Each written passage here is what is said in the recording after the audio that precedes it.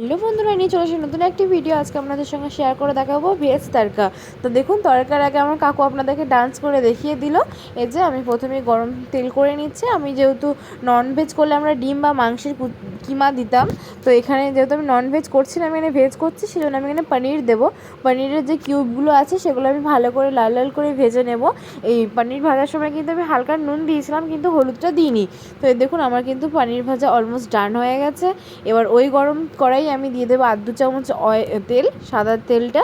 এবার দিয়ে দেবো কিছু খাড়া মশলা, যেমন ধরুন তেজপাতা, কালো জিরে, তারপরে লবঙ্গ, একটা গোটা শুকনো লঙ্কা, এলাচ, দারচিনি দিয়ে দেবো।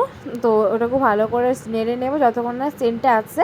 তো আমি প্রথমেই বলছি বন্ধুরা, আমি সেরকম কিছু ঝাল দিইনি, যেহেতু আমার বাড়িতে বয়স্ক মানুষরা আছে, সেজন্য আমি ঝাল দিইনি।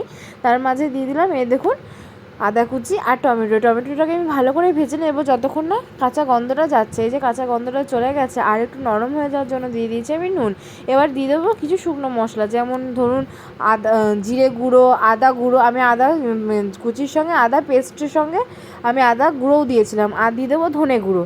এই যে আমার মশলা কিন্তু অলমোস্ট ডান। এবার দিয়ে দেবো কাসুরি মেথি। এবার নাড়িয়ে চাড়িয়ে আমি দিয়ে দেবো যেই ডালটা সেদ্ধ করে রেখেছিলাম, সেই ডালটা দিয়ে দেবো, যেহেতু আমি ভেজ করছি এখানে। আর আমি পনিরটাও অ্যাড করে দিলাম ডিমের বদলে। আর এখানে আমি আগে দাদুর জন্য তুলে নেব, তারপরে লঙ্কা গুঁড়ো দেবো। এই যে আমি লঙ্কা গুঁড়ো দিয়ে এবার ভালো করে তলা থেকে নিয়ে নিচ্ছি। এবার দিয়ে দেবো তড়কা মশলা। তো বন্ধুরা, আমার এই ভেজ তরকারিটা আপনাদের কেমন লাগলো অবশ্যই কিন্তু কমেন্ট করে জানাবেন, আর লাইক করতে